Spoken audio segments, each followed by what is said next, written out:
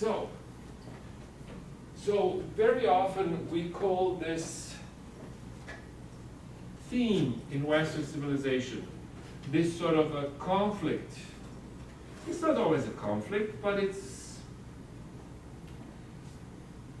two things, two items. This conflict between Athens and Jerusalem. Oops. And it pops up, I don't know, well, already in the Bible it pops up, right? How come? Well, there was, of course, when you put a mask on, start teaching immediately. And then it annoys you, right?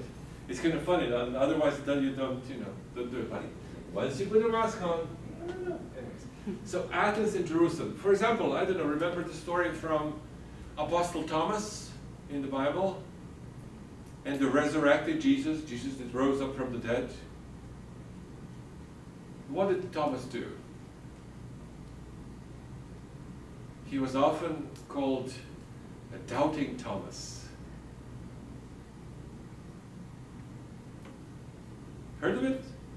The story? Well, I know by now, but most of you people can go to church, right? I've heard you several, say things that you know about church stuff. I mean, if you don't go to church, that's fine too. I don't mind that personally. But, never heard of it? Thomas? Check it out. Check it out. Jesus shows up, risen from the dead. And Thomas says, I don't believe you. Let me stick my finger into your wounds. Right. To make sure that you're alive and you're the same person who died. That's what we call secular.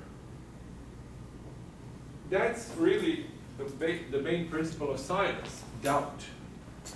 The main principle of science is doubt. In other words, you test things, and you test things by not believing, right? So if you want to be sure that something is true, it's kind of like dating, right? Does he really love me? And you put it to the test. Or maybe you shouldn't, right? That's sort of that's what you call a dichotomy, the two poles of the culture. And we as a culture go from one side to another. Maybe I shouldn't put that to the test. Maybe I should just trust him. Or maybe not. Well, that's this division that is called, Jerusalem and Athens. Right? Jerusalem would be, I don't know, to get back to the Bible, stuff like, those who have faith, even just as small as a mustard seed, will move the mountains. Right? Faith moves, and it does, in a way it does. If you be, that's all over the culture, it's including the positive thinking. Positive thinking is, anyways, I shouldn't get on a tangent there. So this is secular. It starts with the Greeks. Anyways, so one of the problems with this chapter in particular, and with this book in general, you'll see, it's too detailed. There is so much stuff. I think too much. Because I don't know, I studied Greek history for 2 semesters. And we're supposed to finish it in like 2 days? How is that done? Okay, let's see. We go over the PowerPoint kind of to refresh your memory. Okay. Early Greece would be Bronze Age Greece. That's the same thing that we had in the Middle East. Bronze Age and then Iron Age. And Iron Age starts with the Dark Age, with the catastrophe of 1200, and the period when you have very little evidence about what's going on. So we assume that's dark. And then emerge the Greek city-states. Most importantly, Athens and Sparta. The rest of them, who cares? Athens and Sparta is good enough for us. The high point of West Greek classical civilization is classical Greek. The high point of Greek civilization is classical Greece. Well, maybe, but that's, Athens. That's classical Athens. Because Spartans were not really into philosophy, they were not really into sciences, they were not really into arts and theater. So we don't hear much about their achievements other than their achievements on the battlefield. And finally, the culture of society of classical Greece. Okay, that's the outline of the whole thing. Let's move on quickly. Focus question. Did the geography of Greece affect history? Yes. How? Mountain terrains separated and the long coast. So it creates these isolated units that we call cities that form in a valley. And so on and so forth. We talked about it, right? Does that ring the bell? Minoan Crete.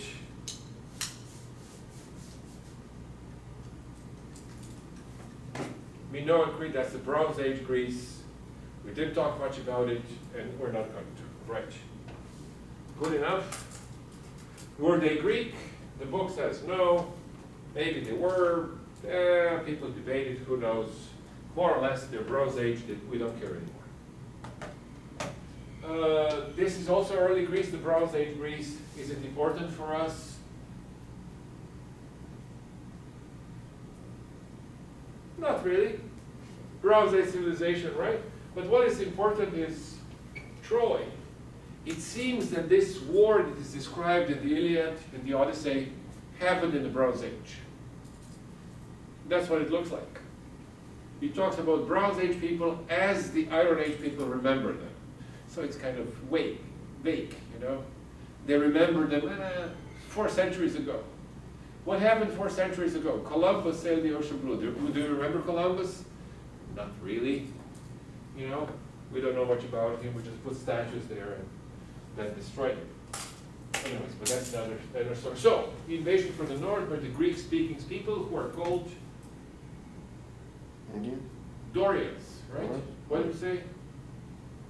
Not forgot what it was. Dorians. Dorians. Dorians. Ancient Greek, that's the map of Greece that we've seen 2 million times, and a much better one on Google Maps. We detail, we zoom in and out, do all sorts of things. Minoan and Mycenaean Greece, okay. This is Crete, hello. This is Peloponnesus. Sparta is over here, Athens is over here, but that's in the future. The cities of Bronze Age Greece were these, Mycenae, Pylos, and so on and so forth. Doesn't really matter. Forget about it. Homer. Next one, right? Why was his work used as the basis of Greek education? That's a strange question.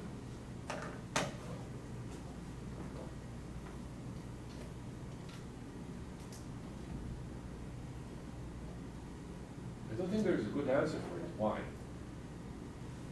Anyways, who was Homer? That's we can answer. I told you before that why questions are the silliest one. They're really hard to answer. Why do we have the phases of the moon? Right. So, but who was Homer? We can say that.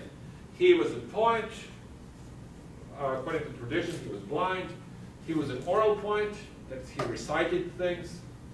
And then his recitations were recorded later on into what we know as the Iliad and the Odyssey. Iliad is a tale of the Greek hero Achilles during the Trojan War and how the wrath of Achilles led to disaster. So, in other words, he's trying to say here that the message of the Iliad is really that in war, you're supposed to work together, or let's say in war and in pandemics, you're supposed to work together, and if you want to go your own way like Achilles did, then everybody suffers. That's what they want to say. This is the message of the Iliad.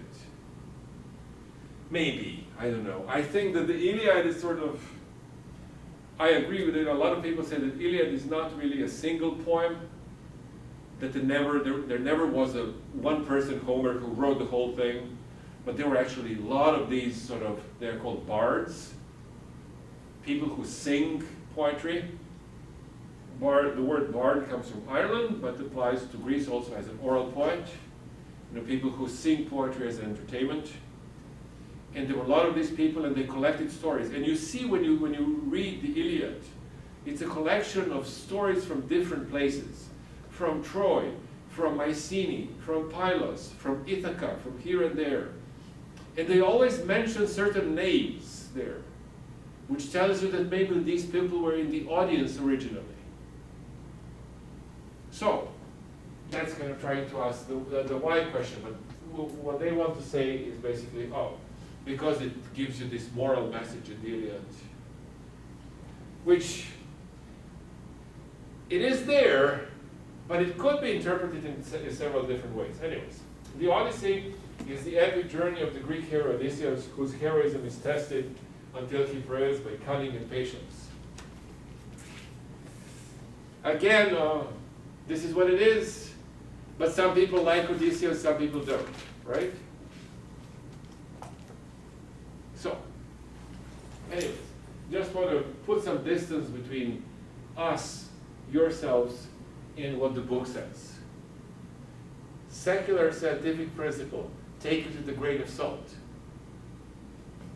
Anyways, it helps also at the exam, because there are two ways of doing things at the exam. You can do it by, learning what the book says and then trying to apply it. But it's always better to, when you see a question, to kind of always go for it. Okay, what does he really want with this question? Because the exam is not about truth. Truth is, who knows? In heaven, once we'll know the truth, or maybe not, who knows? But on the exam, you want to know, okay, what does this person wants to hear? So anyways, just FYI without adding more to the confusion.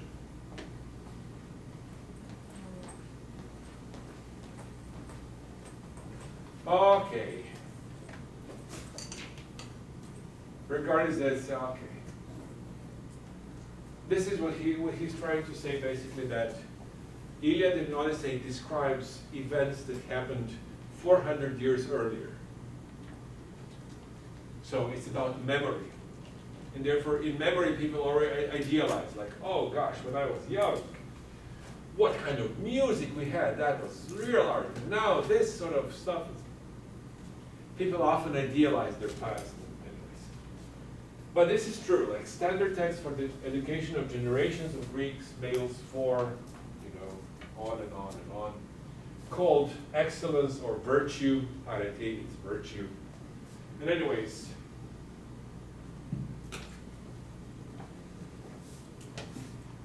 it's a lot of blah blah, in my opinion. Here is a picture of a Greek vase. I told you that Greeks were good merchants. They had to be, because Greek land is poor, so you had to change to sell and buy things. And therefore, they would decorate these vases to sell them better. These vases were filled usually with either olive oil or wine. And then they were, there were different shapes for wine from olive oil stuff. But they were decorated, and these are Greek warriors. This is a oplon, this shield that I mentioned it sometime before, right? This huge shield made of wood but covered with bronze, so you can't really. Bronze is really good. If you hit on it, you can't break it, but it's not really good to make a sword out of it. Iron swords are much stronger than bronze swords. So anyways, a couple of things. So these are Greek warriors who actually, anyway, just FYI. What is a gymnasium? Oh, The gym, right. yeah, but specifically it's when they got naked and did like athletics, right? Yes, originally in Greek, it means gymnos, naked. So Greeks actually exercised naked. Just FYI, do with the information whatever you want. Right?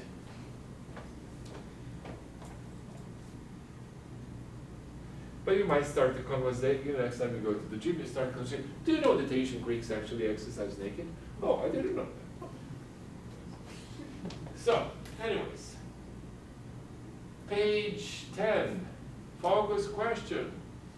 What are the chief features of the polis or city-state, and how did the major city-state of Athens and Sparta different? We didn't talk much about it. I tried to talk about it when we talked about Aristotle and these three types of city-states. And that's a good way to start. Doesn't hurt to repeat it. Some city-states were kingdoms, but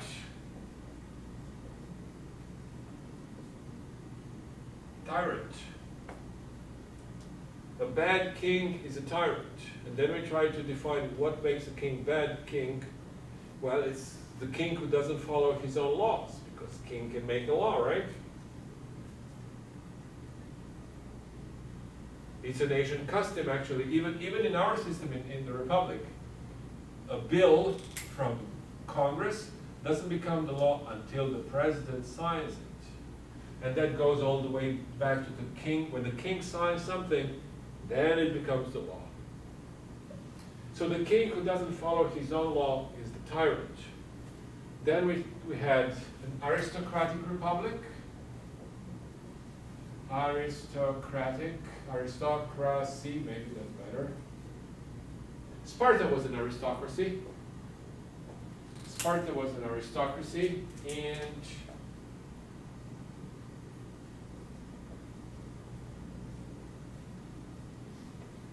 the aristocracy got sour is an oligarchy, which just few people rule and that's it. I don't know, like the Cuomo family in New York.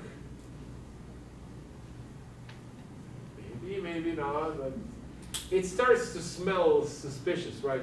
The father and the son, and then who's next? The grandson? Right. It's all within the family, oligarchy. Anyways, I don't want to. Just came to my mind.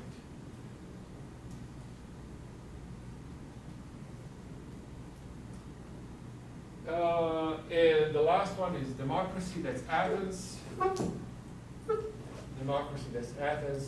And democracy gone south or sour is called the rule of the mob. In other words, I don't know. Has YouTube, where we post these videos that you may watch, has it democratized our society? Yes. Everybody can post something, and you can communicate with people. So it's really power to ordinary person. But I don't know. Do we want to put people on trial on the basis of YouTube videos? We don't do that. At least we try not to, right? You see a video, and there's like, oh my God, look what happened. But then you find out there's this and that, and then there's also. That's why we go to court, where people prepare the documents and kind of look at it from every angle, and supposedly, right, that's the idea. In reality, it's always a little bit different. So, polis is a Greek city-state. And a lot of institutions that we still have around, the assembly, right? House of Representatives, the assembly, that's another term for it. It's an institution from the Greek city-state. A Supreme Court.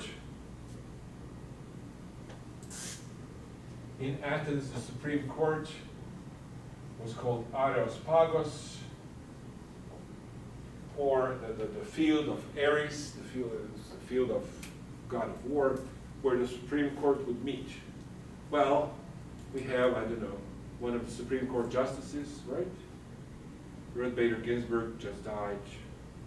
Anyways, so this is where this institution have their origin. That's where they come from.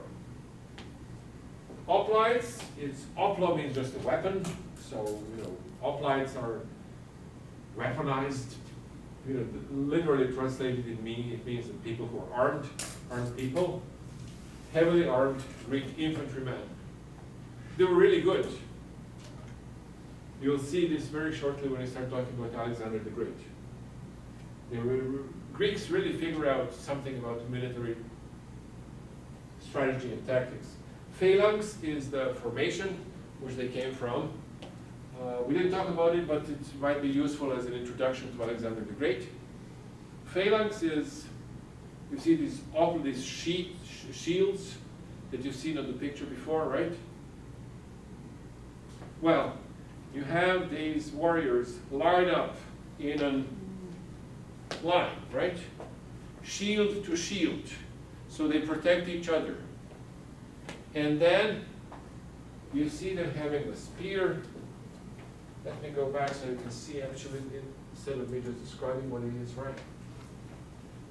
So they will line up with these huge shields and have a spear at the top and just poke the enemy. And it's a good way of doing things. Like the enemy can't come close because you just a long spear. And then you go together and the enemy runs away, right? Simple. Simple.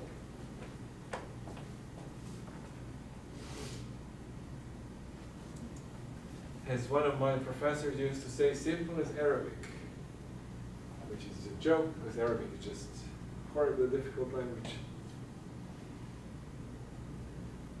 Right? No? It is. Unless you're an Arab, then it's easy, right? You learn it as a kid, so stuff, right? Tyrants, oligarchies. Maybe I spelled tyrants wrong. All right, tyranny and tyrants. Okay.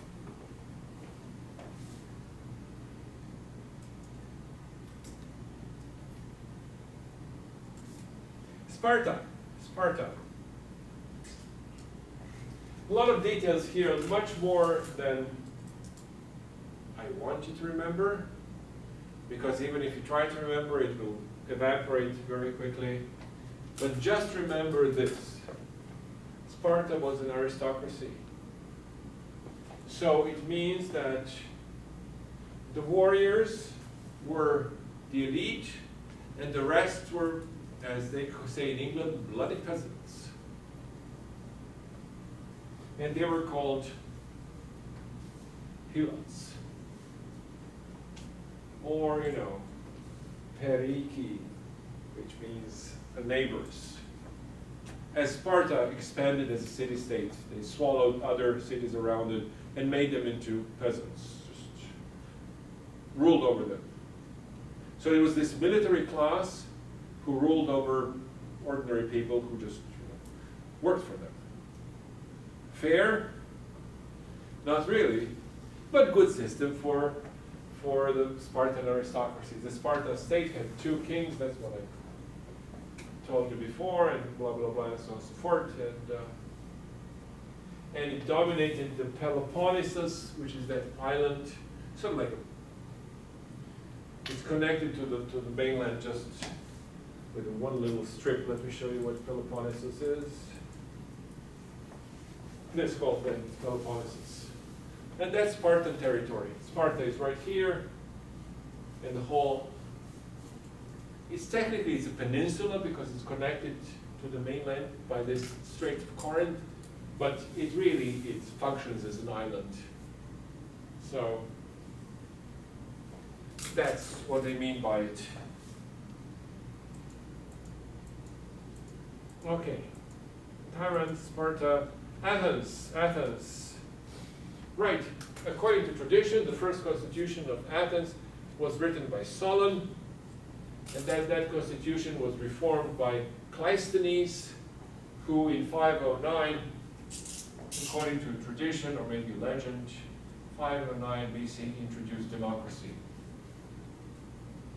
So if you get a question that might be on the quiz, which says, it might be on the quiz, who is the guy who created Athenian democracy? The short answer is Cleisthenes. And the themes come from demos, the people, and it means what we would call today a county, right? A county, like I don't know, city of New York is made of 5 counties. So these would be equivalent of counties in, maybe a better word would be a neighborhood, because these demes were much smaller than, because city of Athens was much smaller than New York. At the top was 150,000 people. So it wasn't that big. It's kind of the size of Elizabeth. Enough? Has to be, we move on. What is this now? Blah, blah, blah, blah, blah, blah, blah, blah, blah, blah. Sparta. Is this really important? When one village of Peloponnesus conquered the village of Messenia in 7?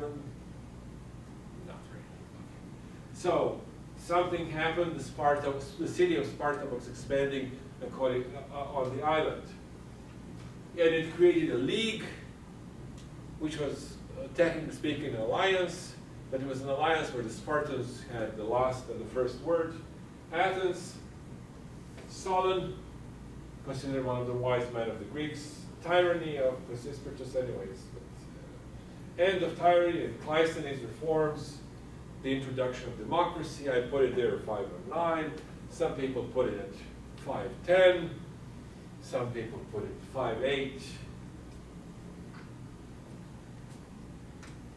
Doesn't really matter. It wasn't really an event, it was a process that took some time to do. Anyways. Hoplite forces. Oh, this is a picture what I show you. People with poking other people with spears. So okay. What did the Greeks mean by democracy? Well, I don't know what everybody means. The rule of the people, right? That's what the word says. Demos, people, power. Power to the people. It really gets tricky how you do it. In other words, as Stalin used to say, it's not who votes that determines the outcome, it's who count the votes that determines. Anyways, problems with democracy. And in what ways the Athenian political system is democracy? Was it exactly like our democracy today? No, it wasn't, but it was the first one, so anyways. And now this is a good question. What effect did the two great conflicts, in other words, what I'm trying to say, the books often ask silly question. It comes with, I don't know, this sort of emphasis on pedagogy in education. So they're supposed to ask questions, to be more interactive and stuff of that sort. And then they end up asking silly questions. Anyways, in my opinion, take it with a grain of salt. What effect did the two great conflicts of the 5th century, Persian Wars and the Peloponnesian War, had to do with democracy? Well, a lot. We talked about the Persian Wars, and the origin of the Persian Wars was that rebellion of the Ionian cities against Persia. Remember that? Ionian cities against Persia, and they were prompted by Athens, who recently became democracy in 509 BC, and therefore in 490s they encouraged the brothers, Ionian brothers, to rise up against an empire. You rise up against the empire, empire strikes back, right? I get that joke. I get that joke. Right, so the Persians then come in, you want democracy? We'll get you democracy. Here we come with our army. How about the Greeks got the okay, so anyways, that's what we were talking about. Attack of Darius on mainland Greece and so forth. Invasion of Greece and Xerxes. We talked about Leonidas and Thermopylae, the hot gates, and so forth. So done. Over. Next. The growth of Athenian Empire in the age of Pericles.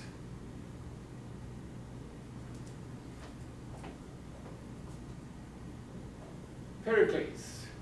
Now I can't resist to say. He's put forward, his picture is even in your book, and he's put forward as this role model of democracy. And he presents himself as a role model of democracy. And the role model of bad, non-democratic government was Sparta. And eventually Athens and Sparta would get on into war, and so on and so forth. Me personally, I was always suspicious about Pericles. He got elected 30 times in a row, year after year. So, this is what we have. Was it perfect? Far from perfect. You know, Athens was not really a full democracy. Not everybody had the right to vote. Women did not have the right to vote. Slaves didn't have the right to vote. The foreigners who were living in Athens, they didn't have the right to vote. But this is what we have. These are the beginnings. So we start modestly, and our standards are relatively low, right? So, I didn't mention this Peloponnesian War before, because simply speaking, we don't have enough time. But it's important to mention because sort of like this iconic war between Athens and Sparta, which lasted from 431 BC, Pericles was still around, to 404 BC. So it was started by Pericles. Foolishly, I think, anyways.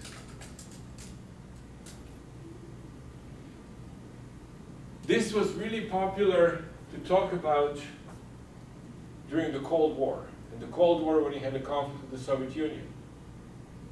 So often people say, oh right, there is America, there is USSR, there is Athens, a democratic state, there is Sparta, this sort of military tyranny of aristocracy. Okay, now suddenly it's not as popular as it was at that time. So anyways, maybe we'll come back when it's, when we get into a conflict with China. I don't know, just listening to the news, and there is something going on with Taiwan and China. We might have a war there, who knows? Well, if that starts, then we're going to get back again to this Peloponnesian War as a conflict between a militaristic state like China and angelic democracy like the United States. Always take this with a grain of salt. It's a little bit of fact, a little bit of propaganda, packed together. Anyways. And then decline of Greek city-states is that what was going on is actually Greek city-states, after the defeat of Athens, Sparta becomes a dominant city-state. And then Thebes becomes the dominant city-states, and then a couple of others are sort of fighting for this. But what is happening in the 5th and 4th century Greece is a relatively simple process. Number one, Greeks are fighting the Persian Empire all the time, so that doesn't go away. Number two, Greek city-states among themselves are fighting who is going to rule here on the Greek mainland. And eventually it was the most unlikely of these states that won, the state of Macedon.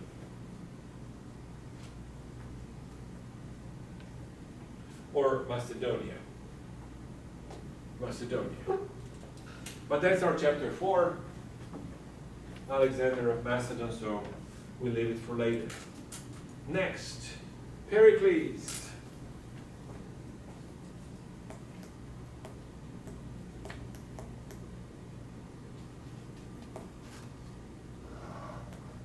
Died from a plague, by the way.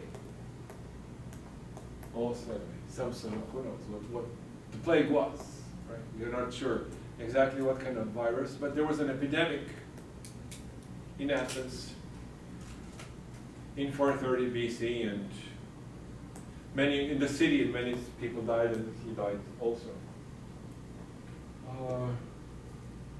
the city of Athens was sort of ruled by 10 generals. So that's how Pericles managed to get elected so many times. They sort of had this executive council of 10 people. They were called 10 generals.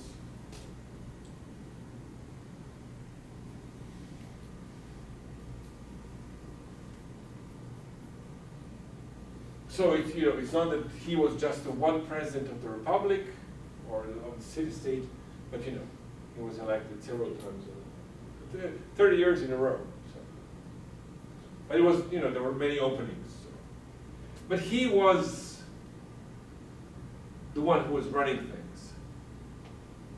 So anyways, not a big fan of Pericles, I have to admit, so I should stop trying to indoctrinate you and stick with the book. Upon what ideals was classical Greek art based on? And how are those ideals expressed? Oh, that's a tough one. That's a tough one.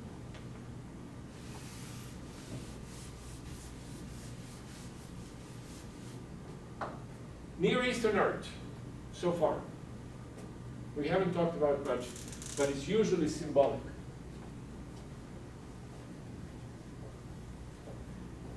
Even when it looks realistic, it's symbolic. What I mean? Like we've had a statue of Gilgamesh, right? If you remember, there is a statue of Gilgamesh with that little cup. Huh? You know what I'm talking about? We can pull it up thanks to Google. Gilgamesh. So Near Eastern art.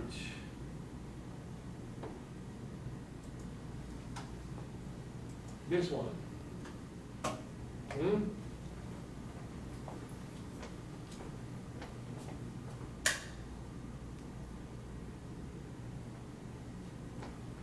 It's symbolic in a sense that this looks like a person, and this looks like a lion cub. But it's actually, the message is in a symbol. What does lion symbolize? Pride. Huh? Pride. Pride. Lion King, the jungle, the whatever, He's, what is lion? The king of the animals, the greatest predator on earth. And the king holds a lion cub like I hold my cat. What does it say about the king? Bigger than the king? He is the king in the same way that the lion is the king in the jungle, he's the king of the people. That's the message. So this is what we call symbolic art, right?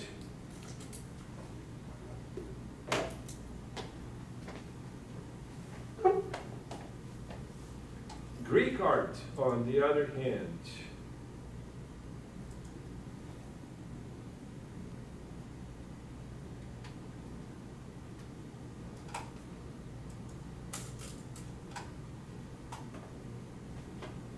this is the king of the gods, of the Greeks. We call this art realistic art.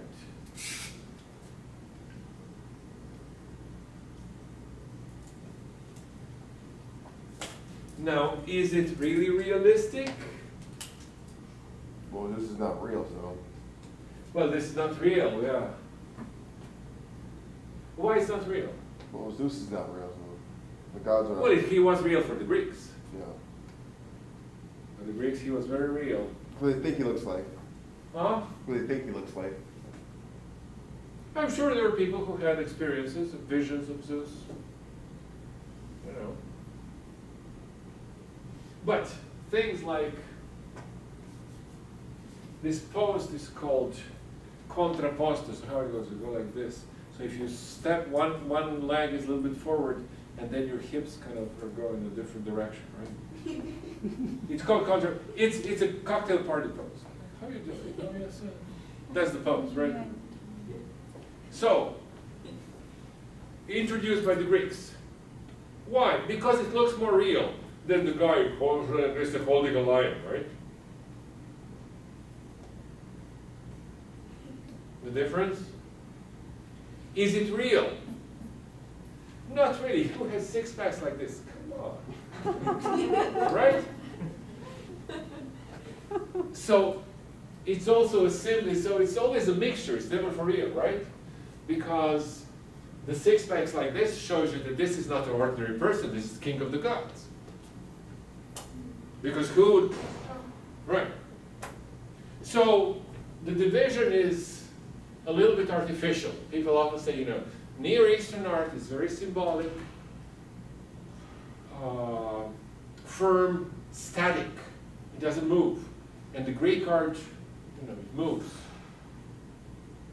Yes, to some extent, you know, there is a difference. Versus, you know, we don't want to go overboard, we just say, oh, you know, these people are stupid, and then the Greeks kind of invented the contrapposto.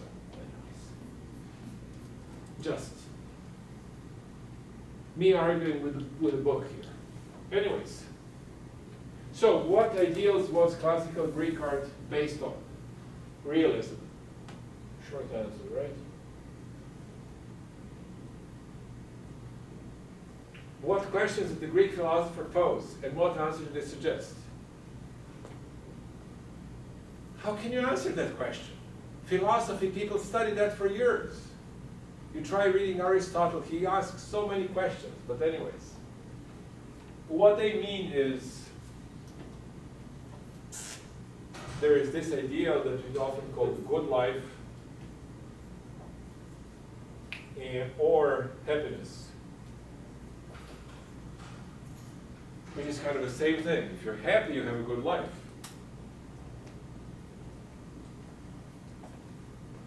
And that's what usually Greek philosophers start debating, starting with Socrates. You talked about it, right? That the Socrates kind of had this emphasis on ethics.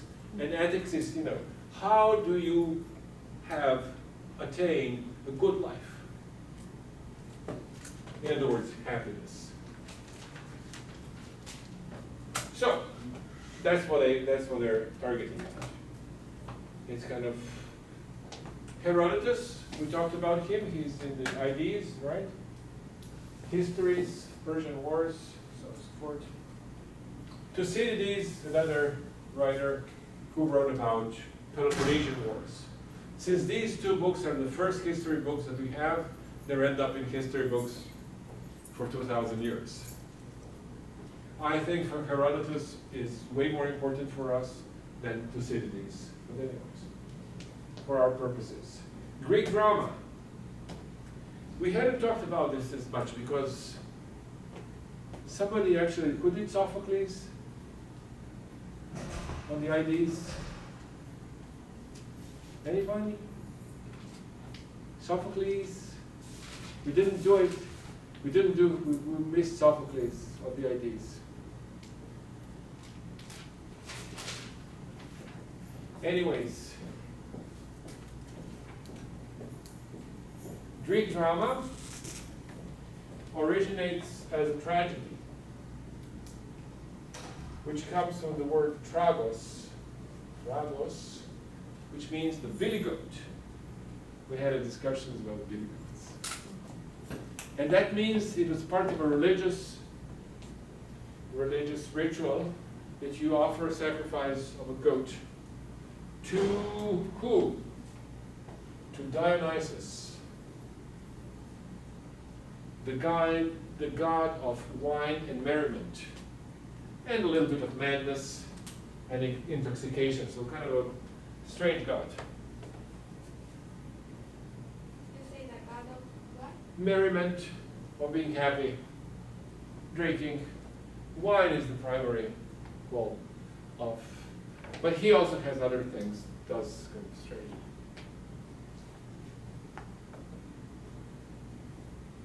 So there were these festivals dedicated to Dionysus, out of which tragedy arose. And they also added some comedy. Comedy has to do with the dancers who were following Dionysus So comedy is a little bit of a dance, so it's funny. So you have comedy and tragedy. And you have three great playwrights, which are important in general, because that was the basis of education for thousands of years. Homer plus the three great playwrights. The oldest of them, Aeschylus, the younger Sophocles, and the youngest Euripides. They all lived roughly during the time of Pericles, so that's why the age of Pericles is considered golden age, because they have all this drama. They're beautiful. They're beautiful. I love these dramas. They are much more fun to read than the Iliad and the Odyssey.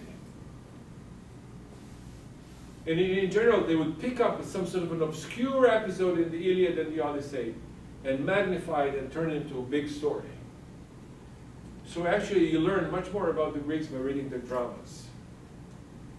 I have a quick question. It's kind of relevant. Yeah. If you were to go to Greek, do they still do these dramas, or? Yes, they do. Actually, as a matter of fact, there are a lot of theaters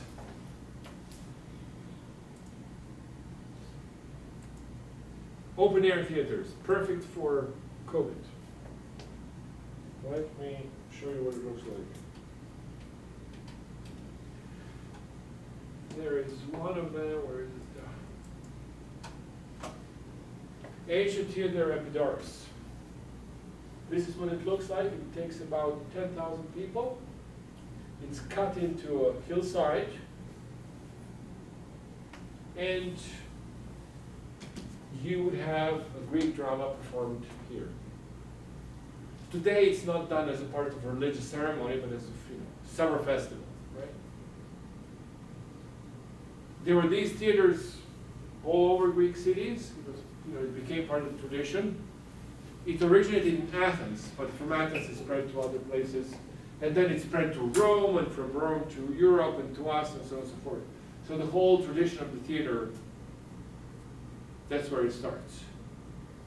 And it usually starts with one actor. Actually, in the beginning, there was one actor and the chorus, and then two actors, and eventually three actors. And they thought 3 actors is enough. So you would have, only maximum was 3 persons on the stage, and then the chorus. And we're not sure if the chorus sang or just were reciting things. There is a huge debate over that. Anything else? If you ever have a chance to watch any of the plays of these people, one of the IDs was Sophocles, Oedipus. Remember that one? Yeah. He killed his father and married his mother. Yeah. Wasn't his mom's name Jocasta? Yes, yes, exactly.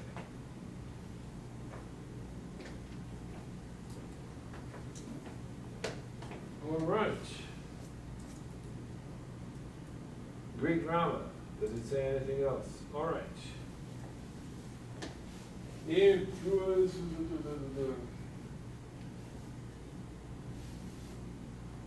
the classical ideal.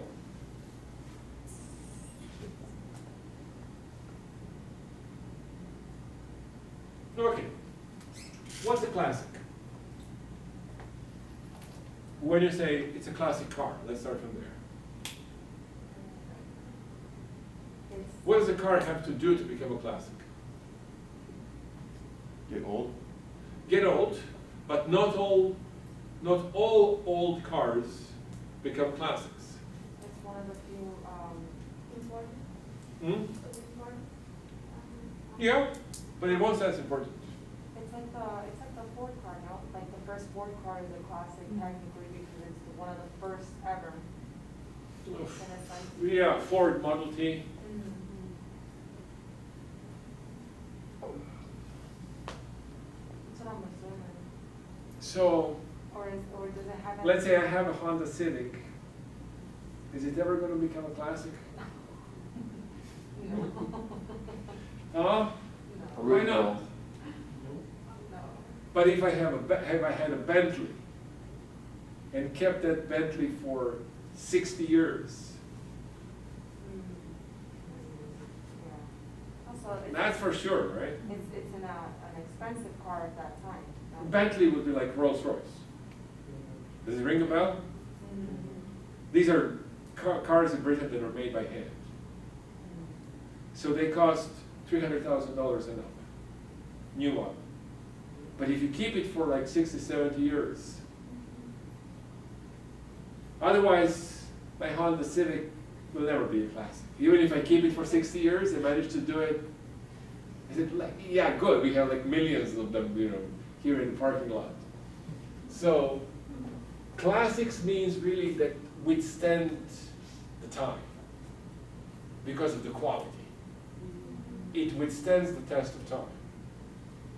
And these people withstood the test of time of 25 centuries. So after 25 centuries, 2,500 years, we're still talking about them. And you read them, you won't be able to let them go. They apparently did something good and well. And that's the ideal.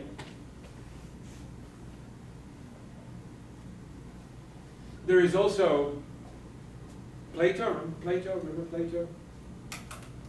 Socrates and Plato. Right? Socrates and Plato. Socrates was the founder of this moral philosophy, but he says, okay, you do good because God is good. And therefore, you have to be like God in order to be happy, because you're living in a world created by God. And therefore, God created the world so that people are kind of like Him.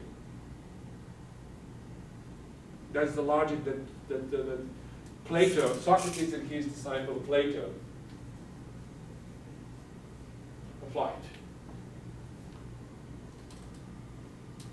So Plato often calls God the good. The good. Or the one. But anyway, why is this important?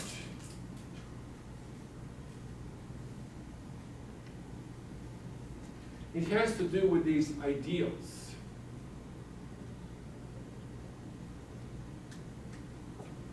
So, do we have the okay, the time is we're running out of time. But anyways, let's ride with it.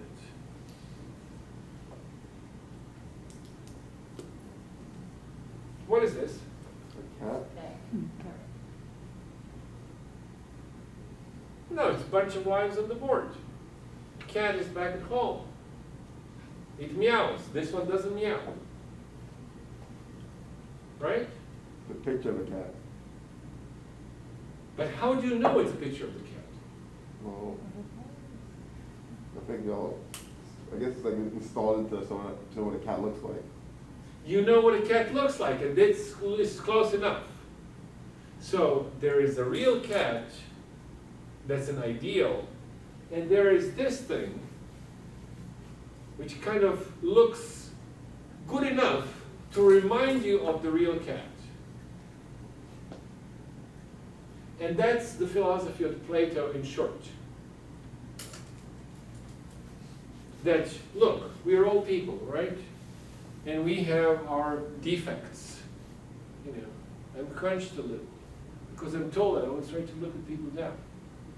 I have to, punch down. And we all have our defects. That we, when we're alone with the mirror, look and says, oh, holy smoke, I look ugly. I have a big nose. But what Plato is saying that we are just imperfect copy of an ideal person. And that ideal person was somewhere in God's mind. So there is this original that exists somewhere in God's mind, and we're just copies. And the same applies for chairs. And the same applies for tables, and so on and so forth. There is an ideal and the real. And this is the conflict, within an ideal cat, something that we have in our mind, and the real sort of drawing on the board. That's where they're going. So Greeks actually tried to make, I told you that the Greek art is about realism, but it's also about idealism. So that Zeus that we saw before, he's sort of real, but he's idealized version of the real thing. Does this make sense? Too complicated? Maybe too much, I don't know. They're going, well, we're going into philosophy, so blah, blah, blah. But that has to do with Socrates, Plato, and Aristotle. And Plato and Aristotle, now that we mentioned this, Plato and Aristotle differ in this sense. Plato would say, okay, the ideals are in the mind of God. And everything that is here, it's a bad copy of the real thing which is up there. So that's the philosophy of Plato. Aristotle, who was his disciple, so Socrates was the teacher of Plato, and Plato was the teacher of Aristotle. So you have 3 generations of philosophers. Aristotle said, nah.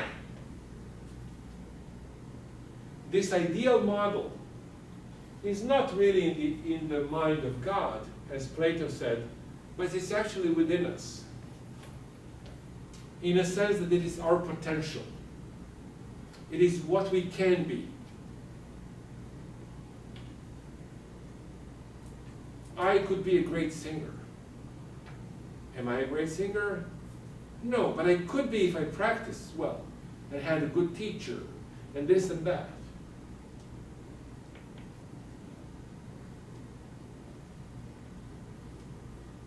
Oh, I sing pretty well.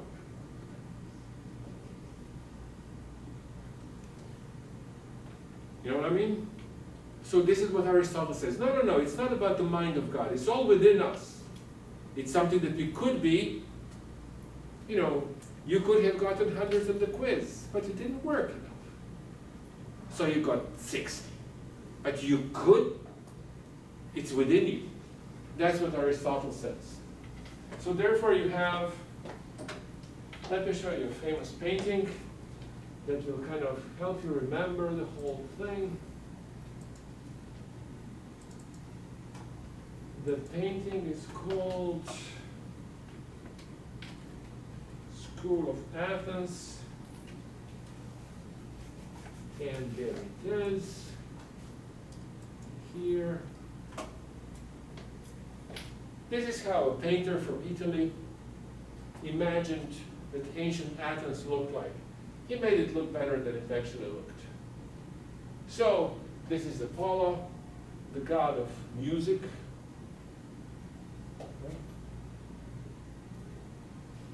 And here, this is Plato, and this is Aristotle. All the other peoples are also, other philosophers. This is the founder of mathematics, Archimedes, and so on and so forth. But anyways, Plato and Aristotle. This is Plato, and Plato is saying this, and this is Aristotle, and Aristotle is saying this. You see these two moves? So they're pointing out to the difference between the ideal and real. And Plato is saying, ideal things are up there. Here we deal with reality, which is more or less ugly. And up there, it's ideal. And Aristotle says, ideals are here within us. It's something that we can be, but actually we don't always become. Easy to remember? Plato, Aristotle. Plato, Aristotle. And other people over there. And this, I think, there is Raphael. Where is Raphael? Is it? No, here he is. the painter who painted it, anyways. Now we'll get back to Dick when we get to chapter something that really talks about the Renaissance. So, Greek religion, I don't know. Life in classical Athens, economy and lifestyle.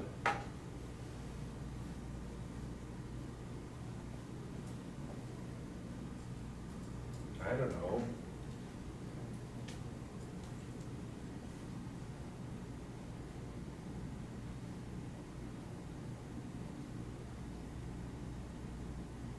What's your impression of Greek religion? Me? Uh-huh. Well, it's all based, it was polytheistic, like you were saying, multiple gods. But I think it's like modern religion, but but with more gods. Good. If there is some sort of silly question from the book that says, what was Greek religion like? Polytheistics, many gods. I think that's what they want. Otherwise, you can talk about Greek religion forever. Life in classical Athens, I don't know. People got up in the morning, they ate, did business, came back, fell asleep. It's largely agricultural. Yes, we don't have, jet planes running around and some of that sort. So society was basically an agricultural society, right? Simple homes and diets. Well, I don't know. They're simple homes for us, but for a lot of people in antiquity, those were, Greeks were very successful, economically speaking. They invented money, so that tells you something. So for the rest of the world, they were living a luxurious life. But for us, we call them, simple home and simple diets, which we talked about. Family and relationships, I don't know. Greeks in general didn't consider women to be equal. But there are a lot of prominent women that show up in Greek history. There is a famous comedy by another Greek playwright where women sort of take over the city and run it. And they run it better than men. So, but in general, Greeks didn't like women. That's too hard to say. Maybe, the better word is they're more patriarchal. Yeah, I don't know. It goes back, to this idea of Greek religion, how the human race was created. As I mentioned before, but maybe just in passing. So human race was created by Prometheus, and only the men were created. And then Zeus, in order to punish the human races, created a woman called Pandora, which was the first woman. It's like a Greek Eve. Well, Pandora's box, right? Pandora's box. Is that a good thing? No, she carries a box from Zeus, and she opens the box, and all the evils of the world come out. And Pandora says, oops. So from that story, people conclude, well, Greeks really did not appreciate their women. Okay, that's a possible interpretation, but on the other hand, there's a good chunk of prominent women in Greece, including, I don't know, Pericles had a lover, and she was very famous and popular in Athens, and could have had more influence on politics than Pericles himself. So, but they want you a typical answer. They want you to give a typical answer, and the typical answer is the Greek society was a patriarchal society, male-dominated society. That's what they want. Here. Next. Yeah, forget about it. This is just out of Athenian women. What is this about? I don't know. Chapter 3 summary. Why is this so big?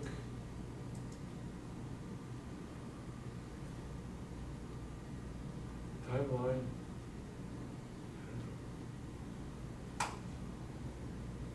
That would do it. We need to go back to Canvas, which would go here.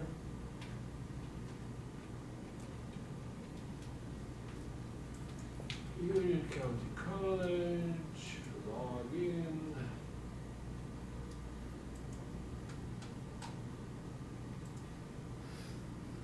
Attendance. Who came in? Cassandra? Cassandra, okay. Michael, no, but Dallas, no. Shirley came in, no. Right, Shirley. And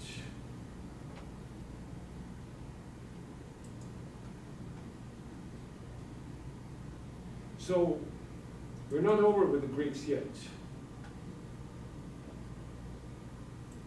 Chapter 4. Macedonia and the conquest of Alexander the Great, and then the world of Hellenistic kingdoms. This story is very simple.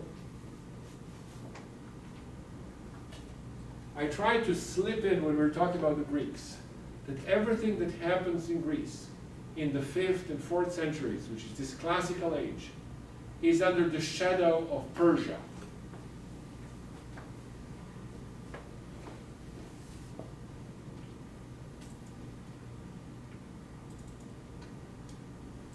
So let's see. Tehran in Iran. Today, the capital of Iran. And Persia was an empire that stretched from Egypt, Mesopotamia, it included Asia Minor. The Persians managed to hold on these Ionian cities. The rebellion that the Athenians incited over there didn't really succeed. So the Persians managed to hold these cities all the way, control the territories, Mesopotamia, Iran, all the way into India. What is today Pakistan, which was, Pakistan is a Muslim part of India. So there was this huge empire and the tiny Greeks over here. So everything that happens in the classical age happens under the shadow of Persia. They are, if you read carefully, they're everywhere. In the Peloponnesian War, among the philosophers, there is this shadow of Persia. And this is conflict between a huge empire and democratic small city-states. With Alexander the Great, this is going to change. Because Alexander the Great was going to get into Persia, he's going to get into Persia and conquer the whole empire and make it Greek. That's why we call this Hellenistic world.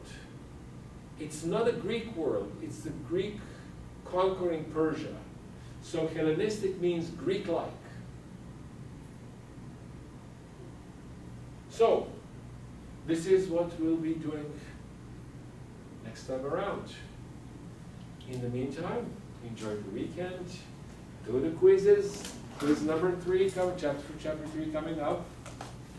So, better sooner than later, at the end of the month, the first quiz, and then the second quiz is going to be, I don't know, 1 week after that. Do a little, but do it every day. And, I don't know, wash your hands and think of dessert. Turn off the camera.